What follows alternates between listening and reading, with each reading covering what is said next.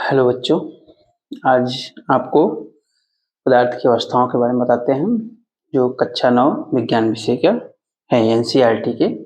इस पर हमारे आसपास के क्या पदार्थ हैं, इकाई नंबर 1 का है। इसमें हम देखते हैं कि पदार्थ की अवस्थाएं कितनी होती हैं, उसके बारे में बताएंगे क्या क्या होते हैं। तो चलिए देखते हैं पदार्थ की अवस्थाएं कितनी होती हैं। देखिए, पदार्थ की अवस्थाएं 3 होती हैं, ठोस, द्रव, गैस। यानी कितने रूप होते हैं पदार्थ के? 3 अवस्थाएं होते हैं, स्टेज, ठोस, द्रव, गैस। इसको solid stage, liquid stage and gas stage. तब इसके बारे में हम लोग क्या करते हैं, विस्तार से आज पढ़ते हैं कि ठोस अवस्था क्या होती है पदार्थ की और द्रव अवस्था क्या होती है, गैस अवस्था। इस तरह देखते हैं पदार्थ कितनी अवस्थाएं होती हैं, 3 अवस्थाएं होती हैं। तो एक का हम लोग क्रम से एक एक का अध्ययन करते हैं, क्योंकि देखते हैं हमारे आसपास विभिन्न प्रकार के वस्तुएं दिखती हैं, वो सब क्या है, पदार्थ है। उनका एक अवस्था होता है और यह पदार्थ की अवस्था किस पर निर्भर करता है, दाब और ताप पर। जिस हिसाब से दाब बढ़ेगा उस हिसाब से पदार्थ की अवस्था होगी, और जिस हिसाब से ताप बढ़ेगा या घटेगा उस हिसाब से क्या होगा, पदार्थ की अवस्था होगी। यानी किसी पदार्थ की अवस्था का निर्धारण दाब एवं ताप करते हैं। तो चलिए एक एक का क्रम से अध्ययन करते हैं।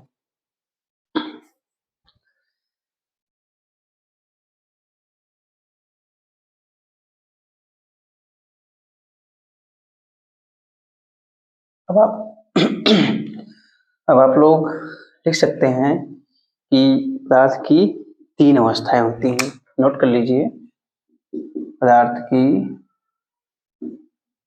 3 अवस्थाएं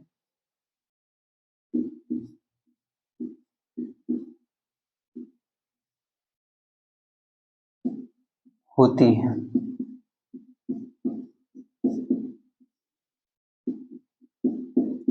ये पदार्थ जो होते हैं हमारे आसपास होते हैं। अब इनकी अवस्थाएं क्या होती हैं, 3 होती हैं। तो देखिए 3 अवस्थाएं कौन कौन सी हैं। ठोस, सबसे पहले हमारी अवस्था क्या है, ठोस अवस्था। दूसरी अवस्था हमारी क्या है, द्रव अवस्था। और तीसरी क्या है, गैस अवस्था। तो इसको भी नोट कर लीजिए, तीसरी अवस्था हमारी है पदार्थ की गैस अवस्था, यानी solid stage and liquid stage and gas stage. इस तरह क्या है, पदार्थ की 3 अवस्थाएं हैं। अब हम लोग क्या करते हैं, एक एक के बारे में आप लोगों को मैं बताता हूँ कि ठोस अवस्था क्या होती है, इसकी क्या विशेषता होती है, इसमें कौन कौन से पदार्थ आते हैं, उनके एग्जाम्पल बताते हैं। अच्छा, इनका क्या गुण होता है उसको बताते हैं। फिर इसके बाद हम द्रव अवस्था के बारे में बताएंगे, पदार्थ की द्रव अवस्था क्या होती है, इसकी क्या गुण होती है, इसकी क्या विशेषता होती है, उसको बताएंगे। फिर इसके बाद तीसरी हमारी अवस्था जो है गैस अवस्था, इसको बताते हैं। चलो सबसे पहले आप लोग हेडिंग डालिए, ठोस अवस्था।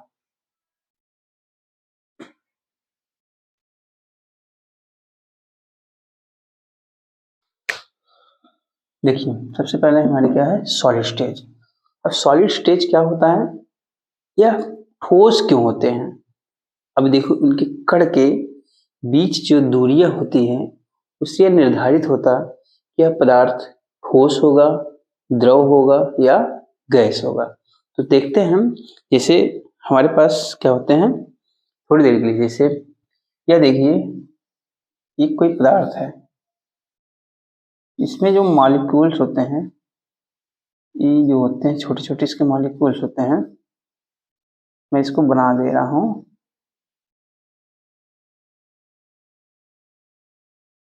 आप लोग भी बना लीजिएगा और इसको कॉपी में नोट भी कर लीजिएगा। तो ये छोटे छोटे जो कण होते हैं, यानी ये मॉलिक्यूल्स अणु होते हैं जिसके छोटे छोटे क्या होते हैं, इनके बीच जो गैप होता है वह बहुत कम होता है, यानी इंटरस्पेशियल स्पेस जो होता है क्या होता है, बहुत कम होता है। ये किसकी विशेषता है, ठोस के। ठोस के मॉलिक्यूल्स क्या होते हैं, एक दूसरे के पास बहुत होते हैं, एकदम क्लोजली कॉम्पैक्ट होते हैं, एक दूसरे से क्या होते हैं, अटैच होते हैं, यानी इनके बीच जो होते हैं, इनके अणुओं के बीच गति बहुत ही कम होती है। अगर गति होने लगेगा तो ये ठोस थोड़े रह जाएंगे। अब देखिए आप, इसे मैंने बना दिया, इससे हमारा क्या हो गया, ये ठोस हो गया। अब देखिए जो अणु होते हैं इसके क्या होते हैं, इनकी जो बीच की दूरी होती है, देखिए हमने बनाया ना ठोस पदार्थ, इसके जो अणु होते हैं क्या होते हैं, एक दूसरे से बहुत क्लोजली अटैच होते हैं, यानी इंटरलिंक्ड होते हैं, यानी वो काफी दूर नहीं होते हैं।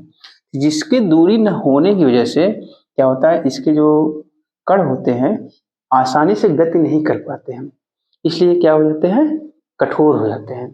तो ठोस पदार्थ की विशेषता क्या होती है, ठोस के अणु, लिख लीजिए आप लोग, ठोस के अणुओं के मध्य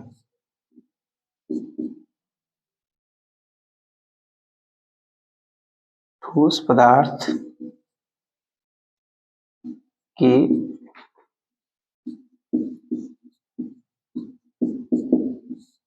अणुओं के मध्य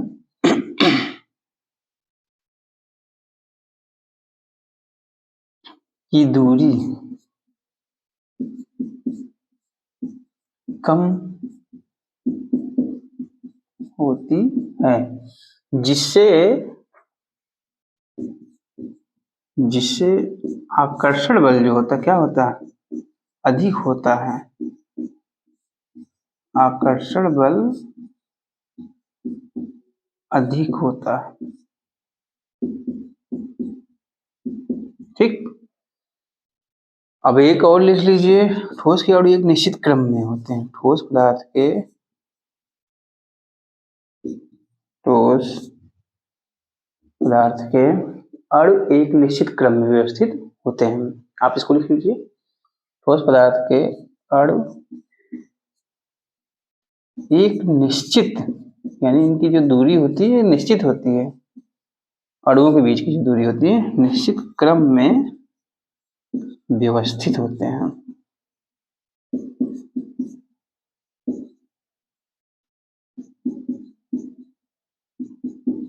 ठीक। जो ठोस पदार्थ के जो अणु होते हैं क्या कहते हैं, इनके अणुओं के बीच की दूरी जो होती है एक निश्चित क्रम में होती है। अब देखिए इनका आकार, आयतन क्या होता है, निश्चित होता है। इनका आकार, इनका आकार व आयतन निश्चित होता है। जैसे इस बोर्ड का जो आकार है निश्चित है ना, कितनी दूरी ले रहा है वो निश्चित है। अब इसको किसी छोटी जगह पर तो रख नहीं सकते हैं, क्योंकि इनका आयतन और आकार क्या है, निश्चित है। तो लिख लीजिए, इनका आकार व आयतन निश्चित होता है, ठीक। इनका आकार व आयतन निश्चित होता है, यानी संपीडितता जो होती है नगण्य होती है। लिख लीजिए हम लोग, संपीड्यता नगण्य।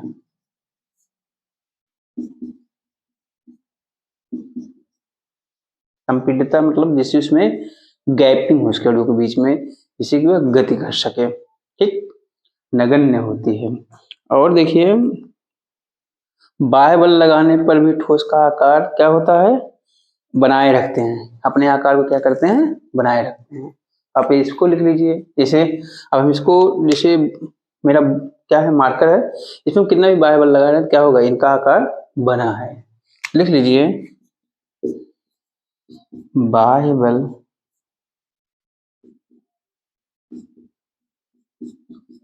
लगाने पर भी इनका आकार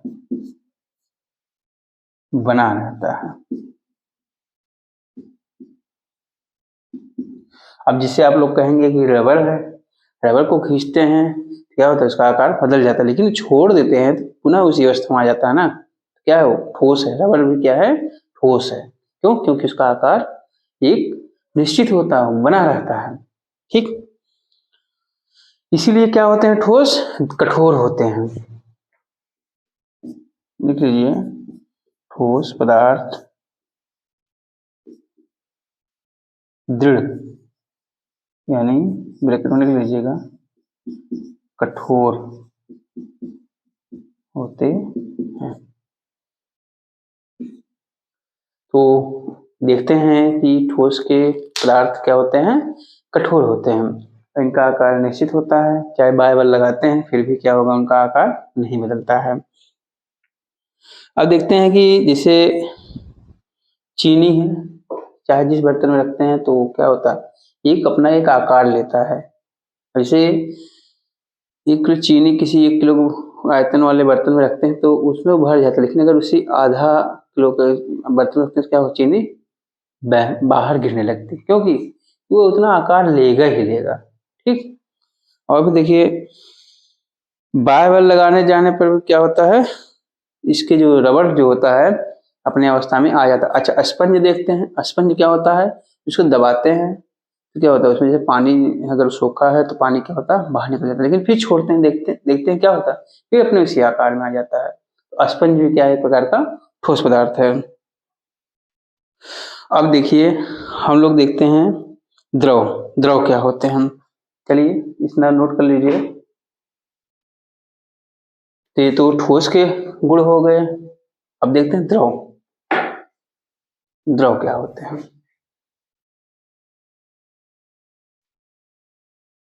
इसको बनाते चलिए और लिखते चलिए।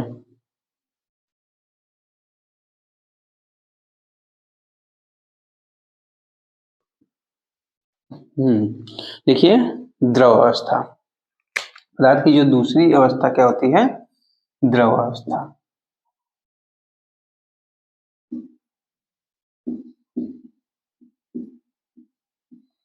Liquid stage.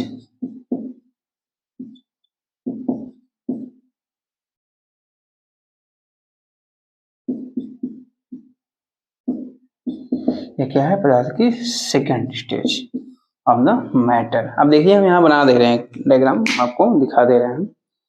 इसको यहाँ देखिए थोड़ी देर के लिए,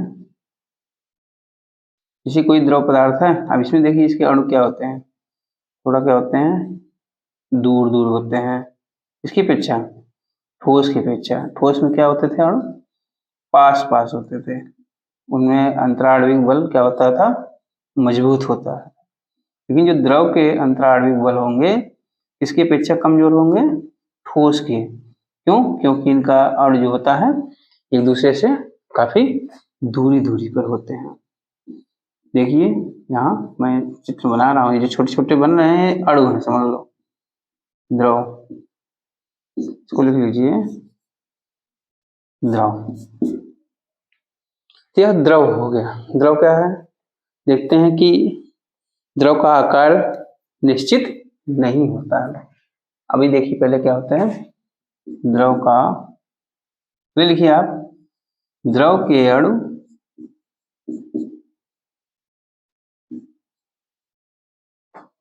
अणुओं के मध्य आकर्षण बल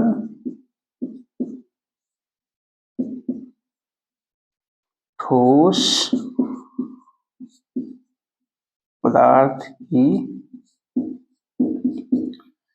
देखिए द्रव के अणुओं के मध्य जो आकर्षण बल होता है वह ठोस पदार्थ के अणुओं, हाँ द्रव के अणुओं के मध्य, द्रव के अणुओं के मध्य आकर्षण बल ठोस पदार्थ की अपेक्षा क्या होता है? कम होता है। अपेक्षा कम होता है। अच्छा, ये कम होने का कारण क्या है?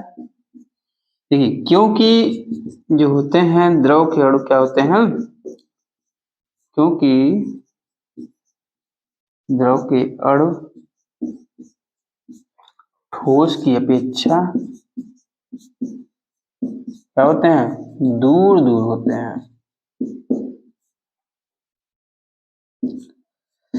दूर दूर होते हैं। अच्छा, ये जो द्रव के अणु हैं इनके दूर दूर होने की वजह से क्या होता है, इनके मध्य जो आकर्षण बल होता है और कमजोर होता है। अच्छा, द्रव का आयतन तो निश्चित होता है लेकिन आकार क्या होता है, अनिश्चित होता है। लिख लीजिए, द्रव का आकार अनिश्चित होता है। कोई द्रव पदार्थ होता है उसका आकार क्या होता है, अनिश्चित होता है, लेकिन आयतन क्या होता है इसका, निश्चित होता है। बता रहे हैं अभी आपको, आयतन निश्चित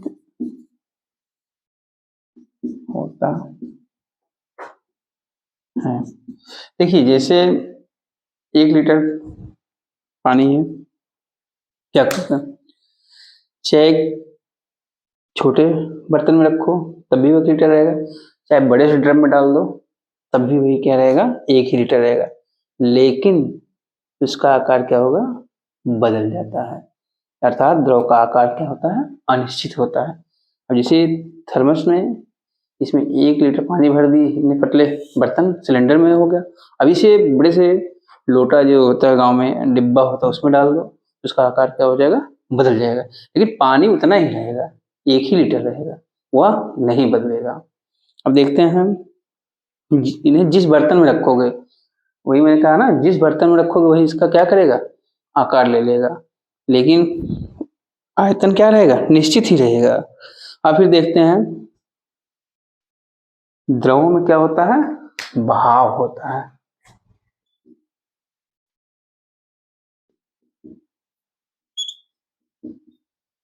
द्रवों में बहाव होता है।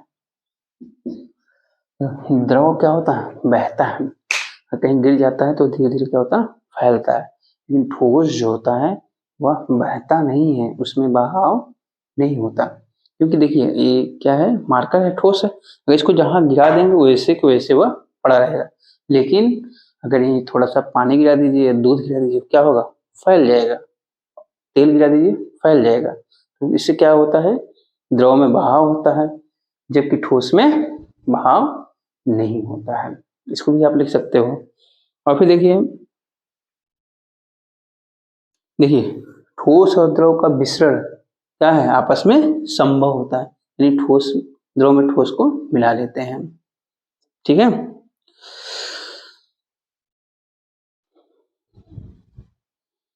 द्रव में क्या क्या, ठोस भी मिला सकते हो, गैस भी मिला सकते हो, तीनों का। क्यों, देखिए पानी में जो मछली होती है गैस में मिल जाती है, घुलित ऑक्सीजन को लेती है, वो गैस कौन सी होती है, ऑक्सीजन होती है, इसलिए देखते हैं कि द्रव में गैस भी मिल जाता है।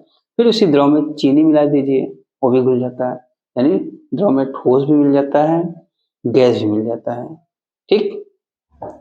अब देखिए, क्योंकि स्वतंत्र रूप से गति करते हैं। अच्छा, ये ऐसा क्यों संभव होता है, द्रव के अणु लिखिए आप लोग, द्रव के अणु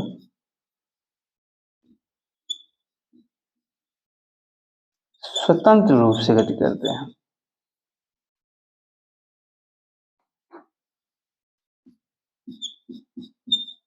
गति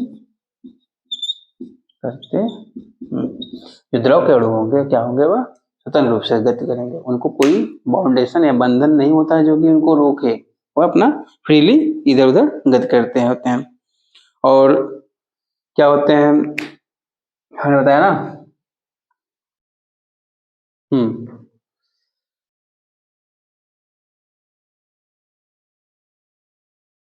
द्रव के अणुओं के बीच, द्रव के अणुओं के बीच की दूरी ठोस की अपेक्षा क्या होती है, अधिक होगी।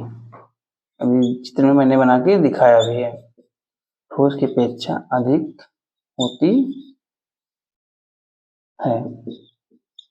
देखिए बता रहे हैं, जैसे ये द्रव है ना, इनके देखिए एक अणु हो गया, एक अणु हो गया, इनके बीच की दूरी क्या है ना, गैप है ना। लेकिन अगर यही ठोस होता तो ये एक दूसरे से क्या होते हैं, ऐसे अटैच रहते हैं, इस तरह इनके बीच की दूरी कम होगी, लेकिन द्रव के अणुओं के बीच की दूरी क्या होगी, अधिक होगी।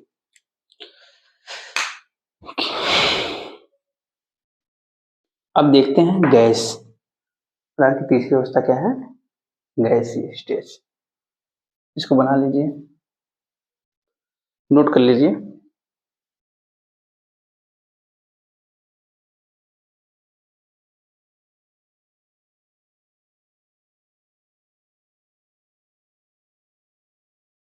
अब तीसरी अवस्था हमारे पदार्थ की क्या है, गैसीय स्टेज ऑफ द मैटर।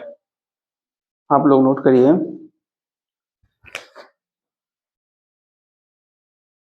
तीसरा गैसीय अवस्था।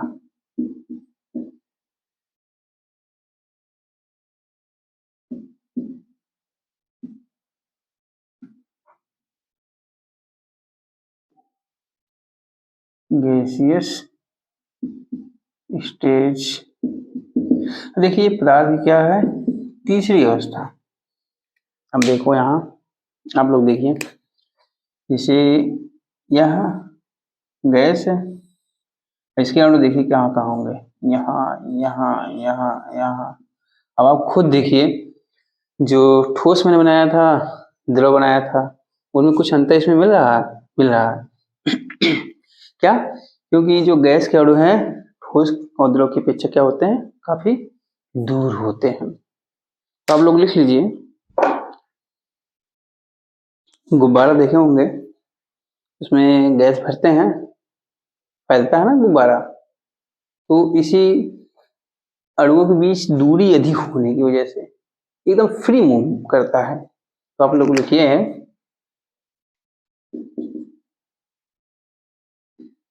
गैस के अणुओं की मध्य की दूरी ठोस द्रव की अपेक्षा क्या होगी, अधिक होती है, अपेक्षा अधिक होती है। और एक चीज, इसकी दूरी अधिक होने की वजह से क्या होगा, इनका आयतन, आकार, सब कुछ क्या होगा, दोनों अनिश्चित होगा। हम दिखा रहे हैं आपको, गैस का आयतन,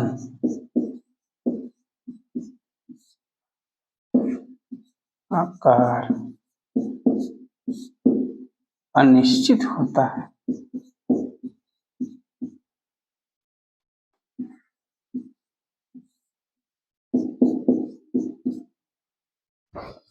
देखिए इसका रीजन क्या है, क्योंकि उनके अणु के बीच की दूरी क्या है, अधिक है। अच्छा, आयतन और आकार क्या होगा, अनिश्चित होता है। जैसे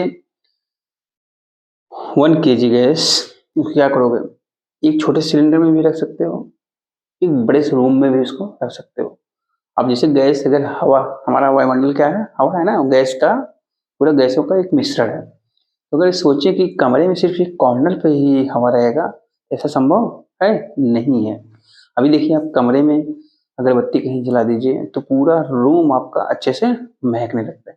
क्यों, क्योंकि इसी गैस के गैसीय गुण के कारण। क्यों, क्योंकि उनके अणु जो होते हैं काफी दूर दूर होते हैं, महक फैलते हैं। इससे क्या होता है, गैस के अणुओं के मध्य की दूरी अधिक होती है, इनका आयतन और आकार अनिश्चित होता है। और उसी 1 kg गैस को आप बड़े सिलेंडर में रख देंगे, पूरा सिलेंडर जिससे एकदम पूरा अंदर से फिलअप रहेगा, उसके बीच दूरी कम रहेगी। और फिर इसको आप प्रेस करके देखते होंगे, जैसे एलपीजी होता है हमारे घरों में, जैसे किचन में गैस होता है, उसको लिक्विड स्टेज में लाते हैं। किसकी वजह से, इसी दाब की वजह से। उसका दाब बढ़ा देते हैं तो क्या होता है, वह लिक्विड स्टेज में रहता है। सीएनजी होता है, जिसको कॉम्प्रेस्ड नेचुरल गैस बोलते हैं, संपीड़ित प्राकृतिक गैस। वो क्या होता है, गाड़ियों में भरते हैं, उससे क्या होता है, गाड़ी चलती है। तो गैस क्या है, इसका आयतन और आकार दोनों अनिश्चित होता है। अब देखिए, अच्छा, गैसों में संपीड़ितता अधिक होती है। एक चीज और लिख लीजिए, गैसों में संपीड्यता द्रव की अपेक्षा अधिक होती है।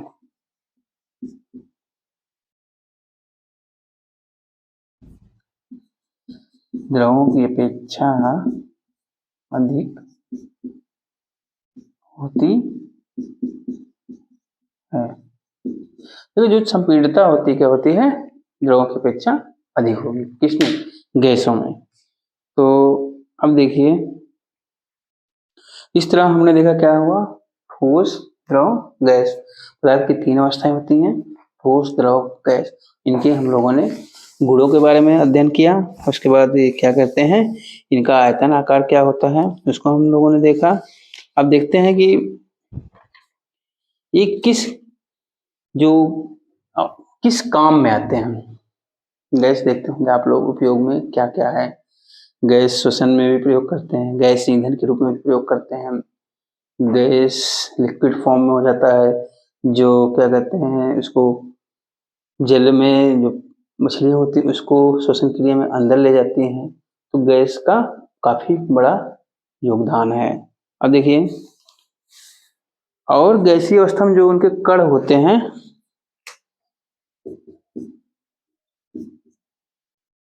हाँ, गैसों के कणों की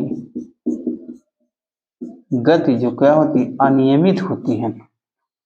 वो किसी भी दिशा में गति कर देते हैं। जैसे आप किसी रूम में अगर आप सोचिए कि हमने अगरबत्ती जलाया तो क्या एक ही डायरेक्शन में जाएगा उसका महक, नहीं, वो पूरे कमरे में जाएगा, ऊपर भी, नीचे भी, बगल भी, दाएं भी। यानी इसकी गति क्या होती है, अनियमित होती है। ठीक है, गैसों के कणों की गति अनियमित होती है। गैसों के कणों की, जिससे कि क्या होता, अच्छा, और इसके बाद अनियमित के साथ साथ क्या होती है, तीव्र भी होती है। तीव्र भी होती है। देखते होंगे बर्तन में अगर रख देते हैं तो उनकी दीवार से क्या होते हैं, टकराते हैं। इस सिलेंडर में अगर भर देते हैं, सोचिए नहीं कि एक ही साइड रहेगा गैस, वो पूरी दीवार से टकराता रहेगा गैस का अणु जो है, मूवमेंट करता रहेगा।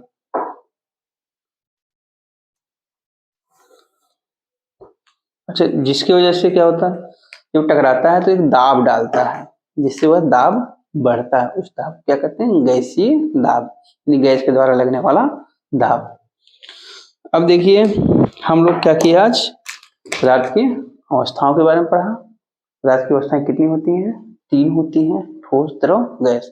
तो आप लोगों को क्या करना है, चैनल को सब्सक्राइब करना है। चैनल का नाम क्या है, IQ विनोद।